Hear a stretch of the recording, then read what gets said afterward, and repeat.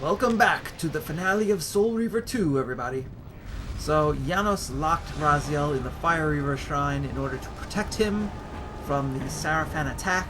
Raziel has just completed the puzzle in the Fire Reaver Shrine, which was just as not fun as all the puzzles in all the other shrines to complete.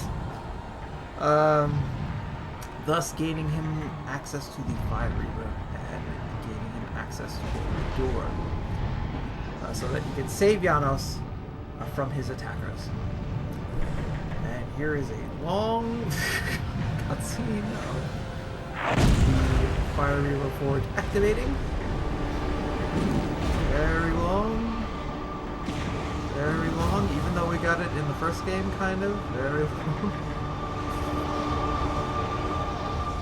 There we go. Alright, so let's get it and save our friend.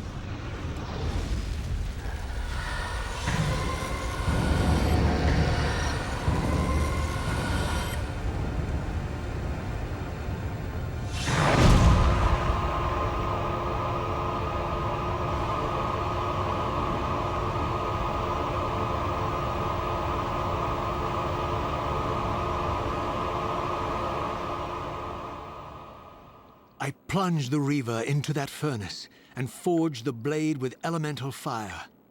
With the Reaver thus imbued, I was now armed to unlock the elemental barrier and rescue Janos from his executioners.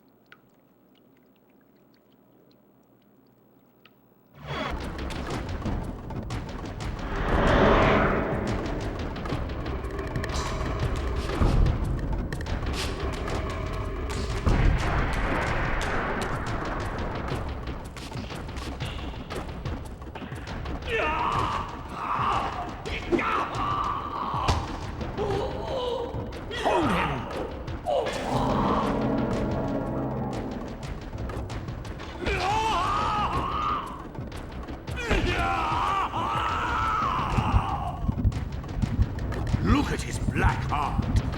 How it still beats.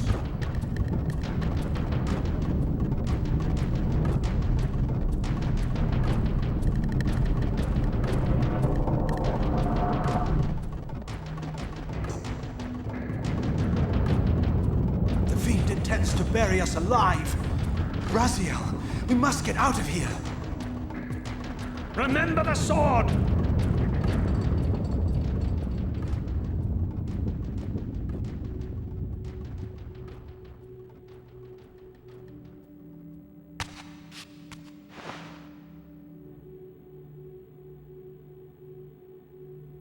Forgive me. I'm sorry. I failed you. No, Razia.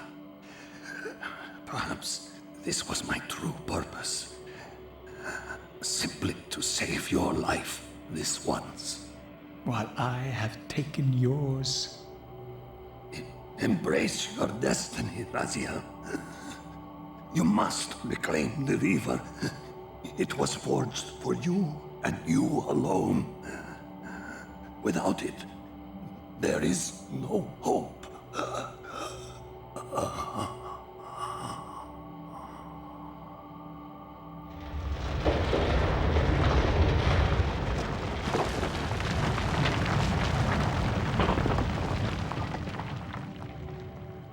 As I backed away from Janos's body, I was overwhelmed by a sense of self-loathing so deep I could barely contain it.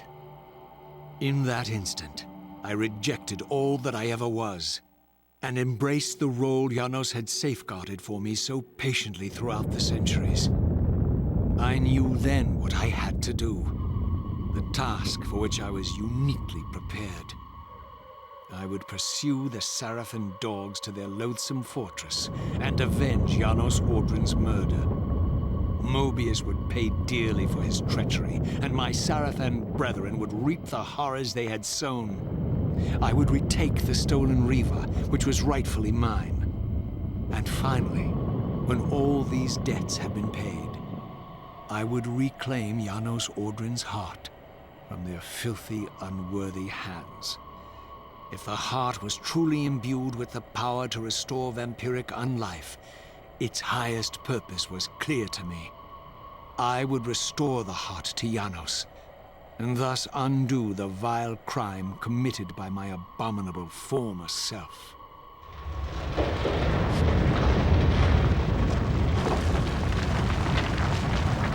Yeah, so not only does Raziel feel guilty for leading the Sarafan up to Janos, but it is actually Raziel, his human self, that murdered Janos and removed his heart in the first place. But at least Raziel has his goal now. He's going to go to the Sarafan Keep, face his former self, and retrieve Janos' heart and try to use it to revive Janos. But of course, it's not going to be all that simple.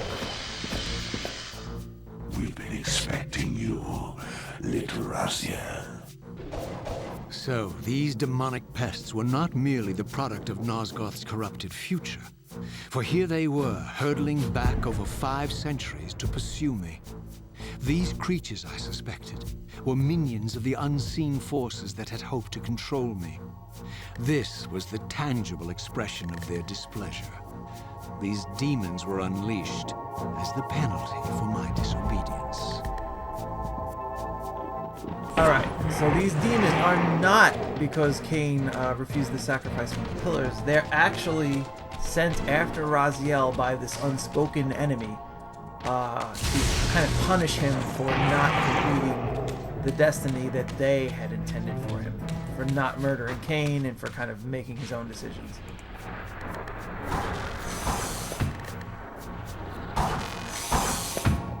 Do you really think you can say Nosgoth?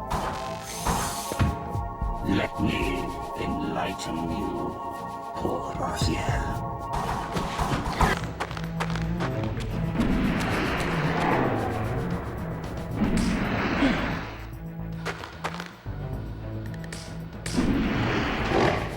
There he is, the savior of Nosgoth. So the closer you get to the Sarafan stronghold, the more and bigger demons get in your way trying to stop you. They all know who Raziel is, they all know what he's trying to do, or suspect what he's trying to do. And they're there specifically to stop him. Come closer, Raziel. Notice some things about the demons is they're very similar in design to the final demon that you fight at the end of the original Legacy of Kain. That is on purpose, because they are related.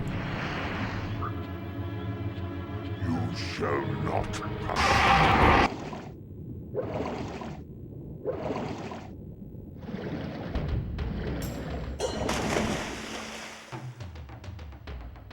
You have failed me, Raziel.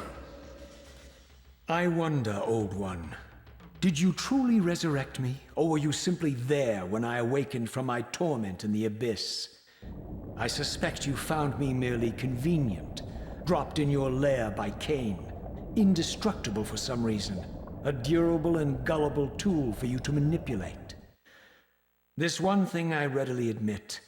I have been used by others time and again, but always I seem to stray from their path.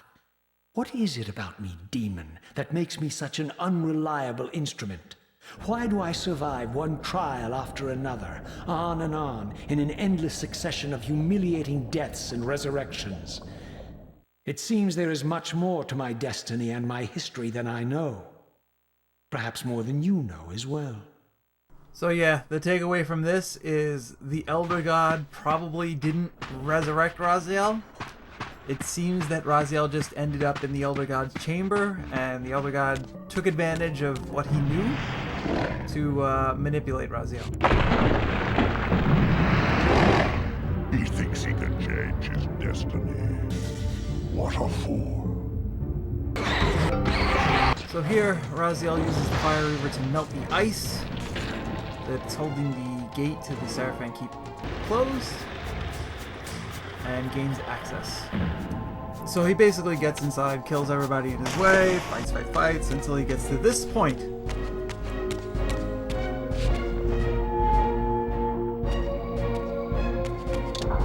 Suddenly and inexplicably, I discovered the Reaver suspiciously laid across my path. Again, I sensed nothing of that temporal distortion, the peculiar sense of displacement I had felt when I encountered the Reaver in William's chapel. Cornered here with the blade, I suffered the same nameless dread that I had experienced when Janos first presented the Reaver to me.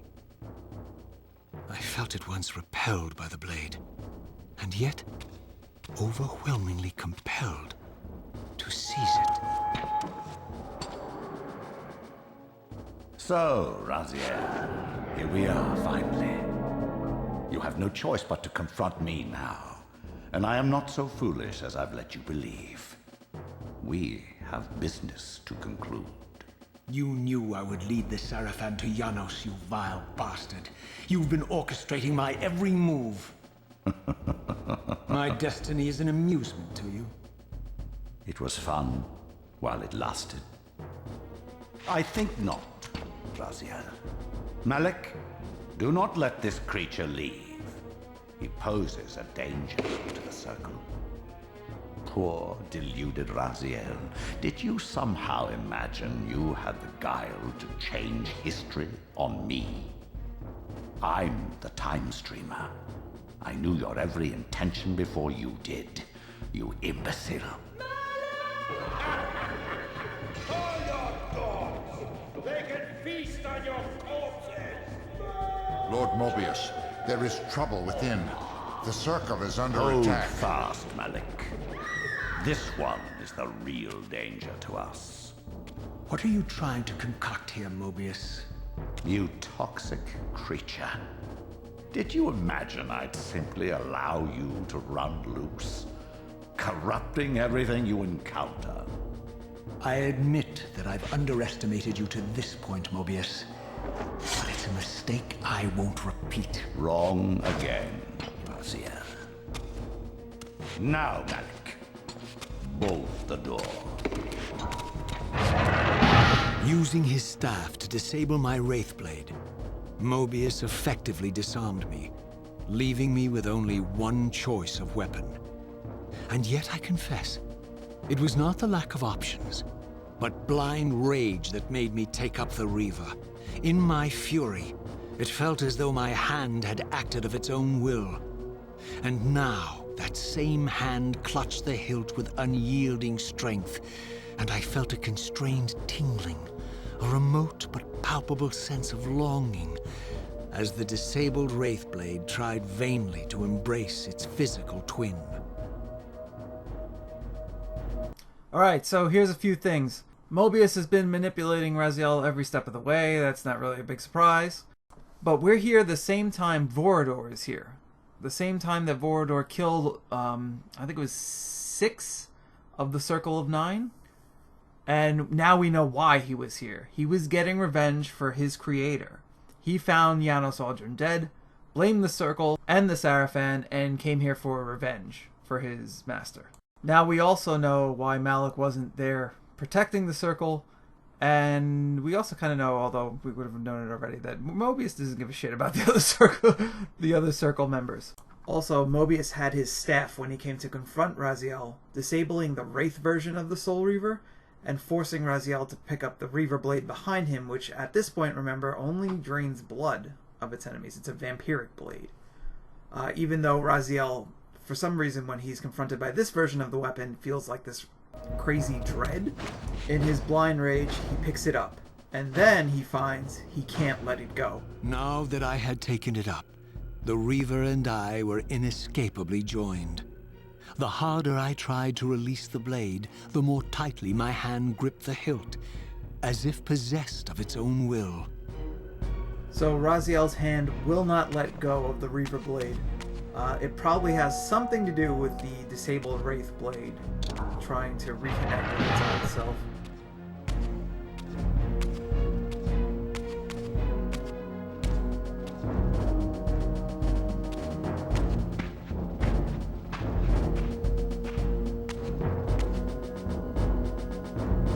Come to take your revenge, demon? Back to hell with you! I recognize these two as my former brethren, in life as Sarafan, and in unlife as Kain's vampire sons. Melchiah and Zephon, the weakest of Kain's brood. These bastards had no idea what future lay in store for them, how they would become the very thing they so despised. The Reaver hummed with ravenous anticipation. Janos had called it a vampiric blade, endowed with the power to drain its victims of their lifeblood. I was eager to see what the Reaver would do to these two.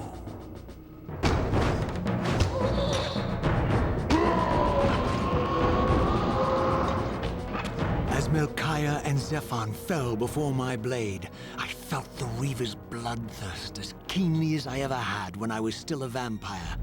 I could sense the boundary between us dissolving. The Reaver was consumed with my rage, and I was intoxicated by its bloodlust. The blade had a vitalizing effect on me. My physical energy no longer decayed over time, and the wounds inflicted by my foes healed almost instantly. The Reaver had made me invincible. So as long as Raziel is holding the Reaver, he is invincible. His physical body doesn't decay, his wounds instantly heal like a vampire's, and he feels like the Reaver's bloodlust as if he's a vampire again himself. This does seem to be a weapon created specifically for him.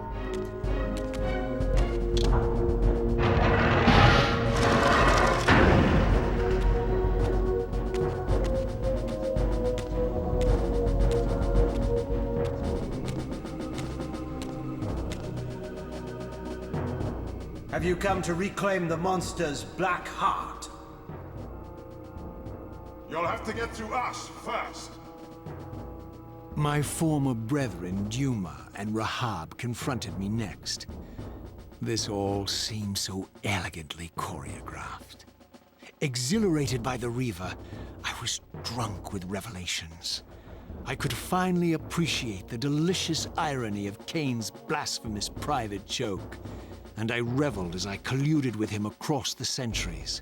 For it was I who put these bastards in their tomb, thus providing the corpses for Kain to raise as his vampire sons a millennium from now.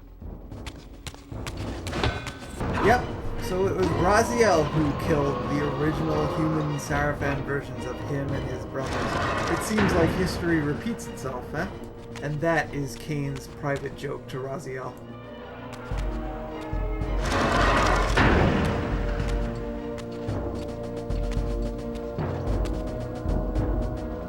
Get back to the pit you crawled from, demon.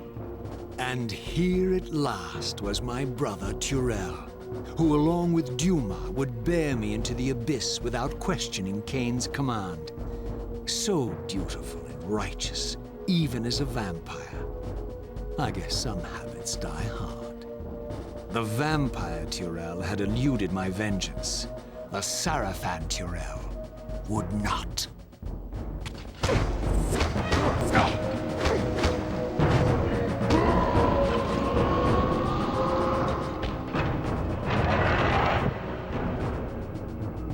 So that was Turel, Raziel's last brother, and the one that Raziel had missed in the future getting his vengeance upon. Turel was one of the most loyal of the vampire brothers, and he was one of the two that threw Raziel into the pit when Kain had ordered him executed. So vampire Turel got lucky, but human Turel not so lucky.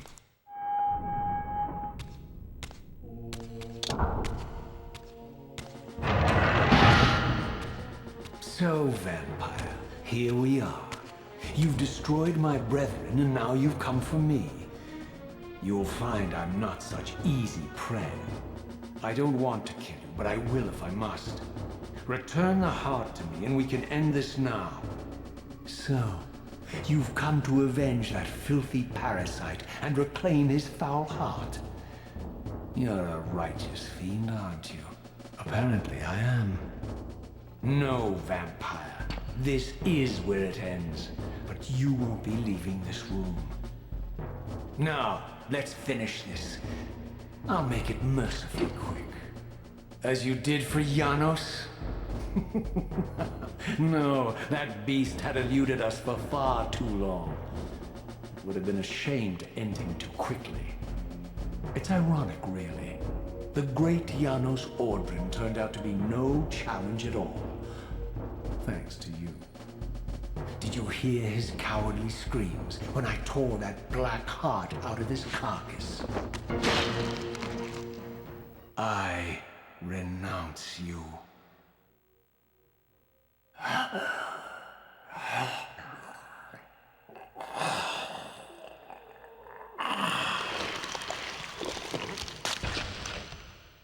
And so it ends.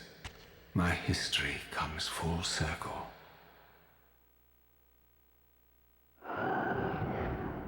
Sensing its twin, the Wraithblade uncoiled itself from me, and instead wound lovingly around its former self. I felt its grip loosen, and as the blade left me, its absence chilled me more than its presence ever had. A foreboding sense of emptiness and loss stole over me, and a terrible revelation gathered like a storm at the edge of my awareness. With all other foes exhausted, the conjoined blades turned themselves on me, and I realized, finally, why I had sensed nothing when Janos offered me the blade. The Reaver was never forged to be a soul-stealing weapon. The ravenous, soul-devouring entity trapped in the blade was, and always had been, me. This is why the blade was destroyed when Kain tried to strike me down. The Reaver could not devour its own soul. The paradox shattered the blade. So, this was my terrible destiny. To play out this purgatorial cycle for all eternity. I could not bear it. Despair overwhelmed me. You.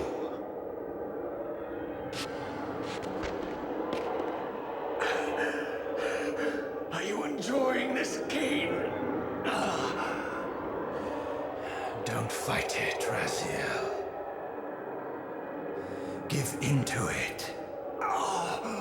Was this your destiny for me all along?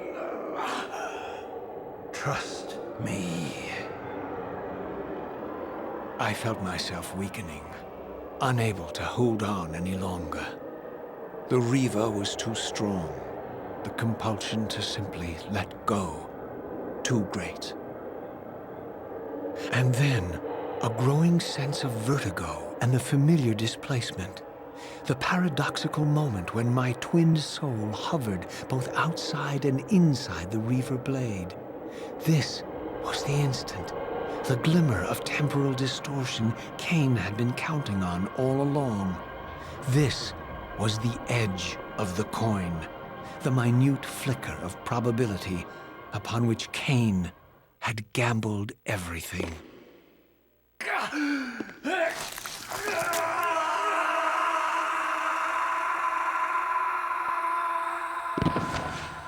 Now you are free to reclaim your true destiny, Raziel.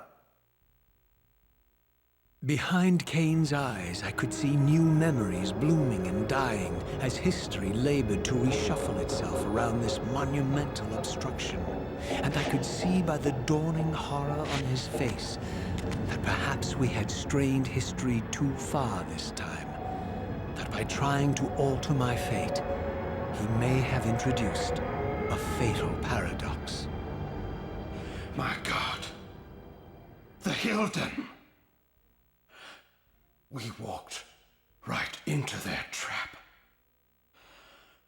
Raziel, Janos must stay dead. But Kain's warning was lost as I slipped into the spirit realm, too weak to maintain my physical form. And there, waiting for me as always, was the Reaver, the Wraithblade, my own soul, twinned and bound eternally to me. And I realized that I could never escape my terrible destiny. I had merely postponed it. History abhors a paradox.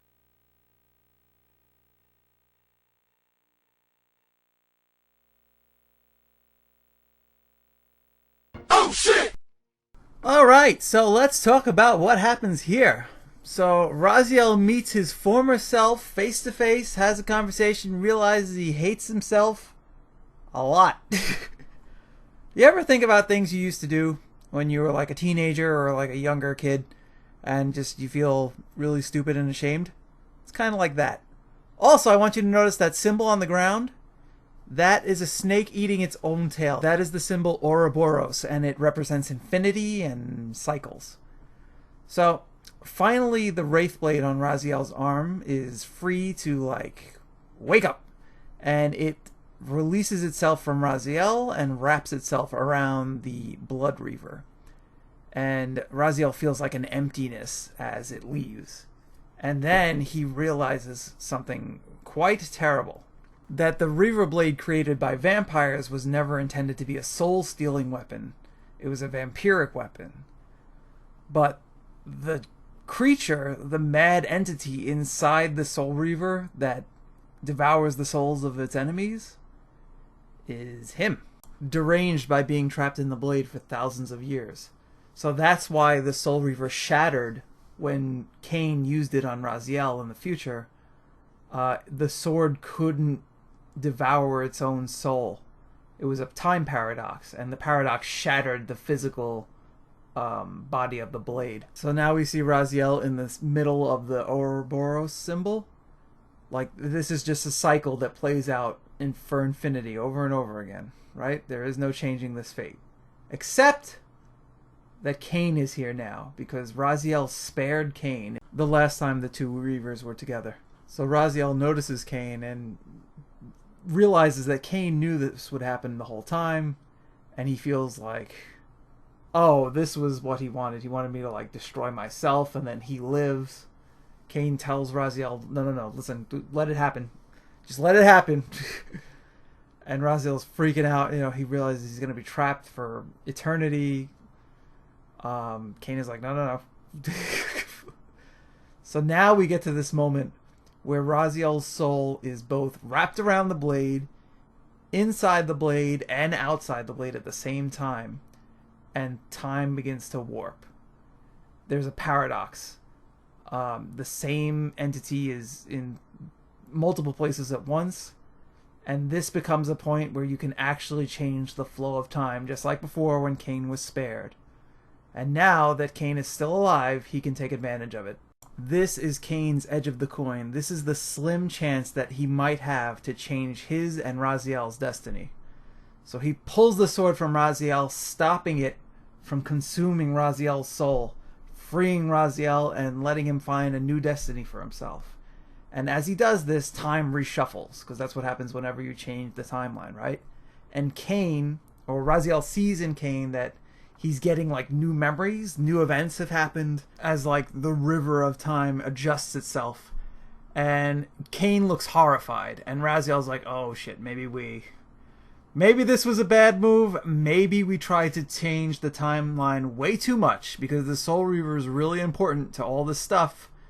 If Raziel's not a part of it, a lot of shit can't happen, or happens differently.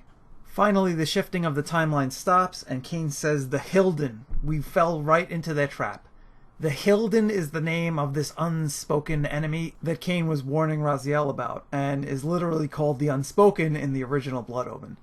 Kain tries to warn Raziel that Janos Aldrin has to stay dead, but Raziel's physical body disintegrates because of how weak he is, and he goes into the spectral realm.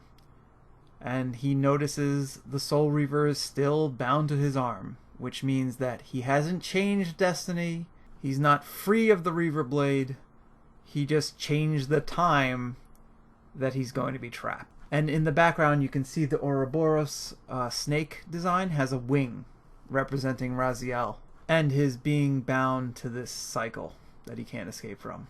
And that is the end of Soul Reaver 2, History Abhors a Paradox.